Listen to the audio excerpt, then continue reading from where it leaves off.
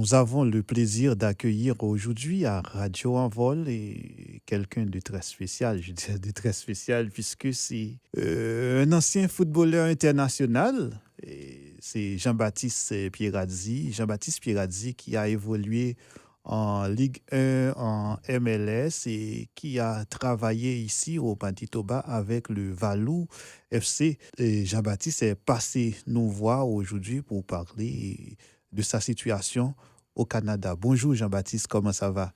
Bonjour, bonjour à tous. Ça va très bien, merci. Vous avez un problème d'immigration ici au Canada. Est-ce que vous pouvez nous en dire plus? Oui, bien sûr. Alors aujourd'hui, effectivement, on se retrouve, ma famille et moi, un petit peu coincés dans ce processus d'immigration. Je suis arrivé ici donc l'an dernier pour un poste d'entraîneur adjoint avec le Valour FC.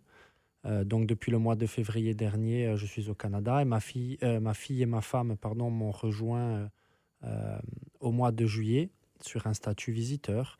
Et moi, donc, j'avais un permis de travail fermé attaché au Valour FC avec un visa allant jusqu'au 16 février 2026. Pardon. Et aujourd'hui, malheureusement, le fait que le club ait fermé ses portes, je me retrouve un petit peu coincé parce que mon visa arrivait tout simplement à expiration. Et contre toute attente, en fait, le club a fermé ses portes du jour au lendemain. Donc, on se retrouve sans travail. Alors, on a commencé à entamer des démarches de renouvellement de visa.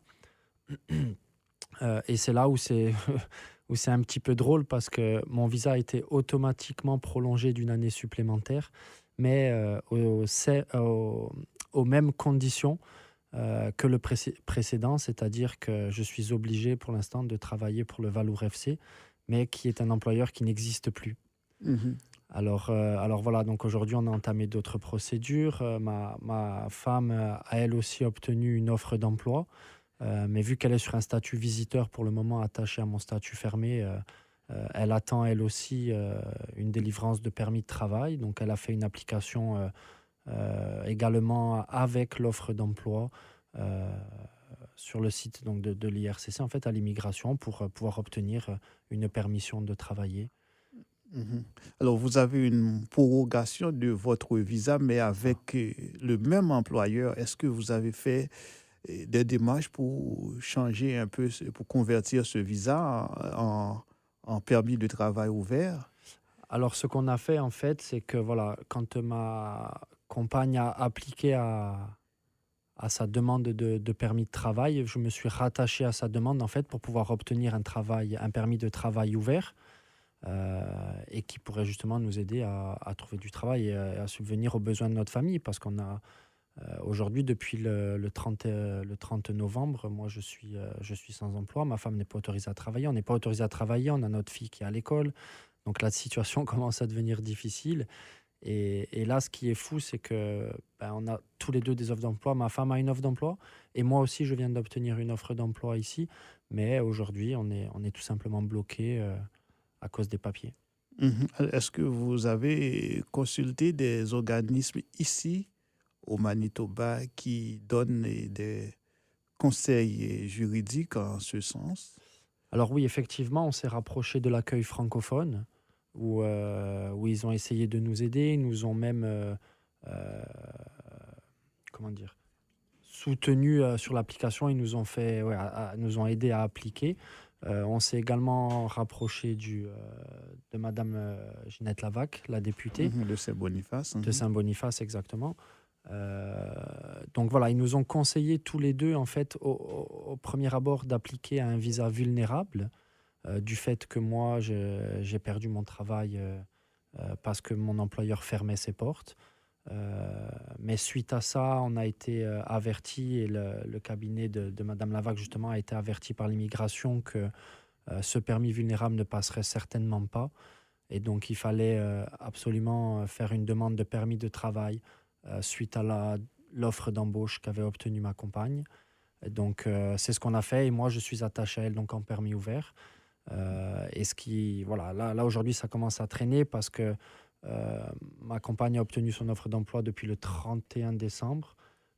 Puis,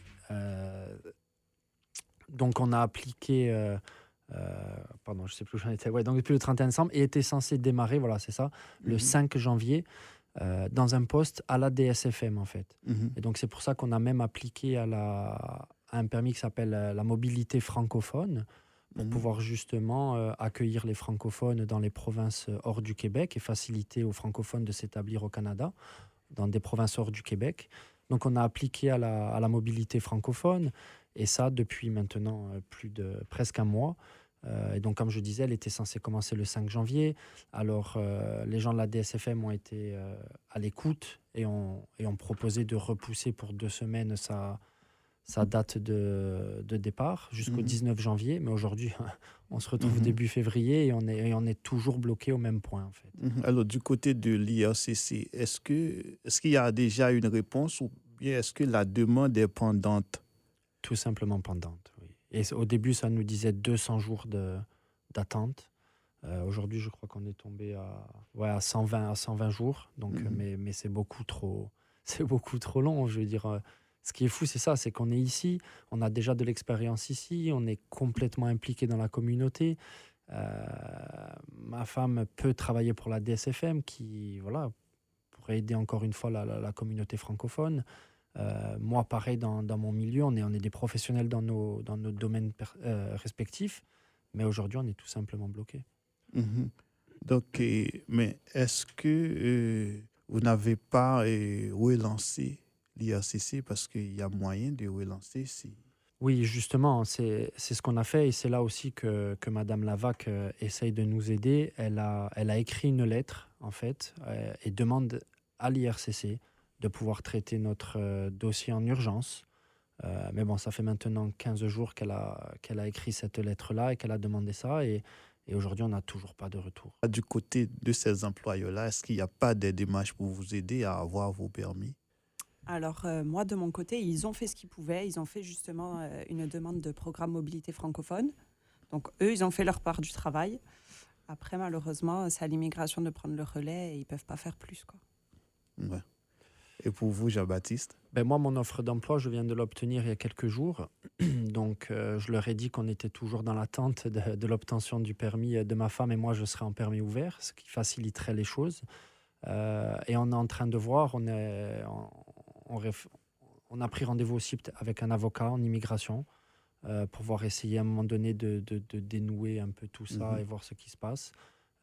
Et voir si il y a pas d'autres peut-être. Merci. Merci. Merci Merci. beaucoup, Au merci à vous. revoir. Voilà.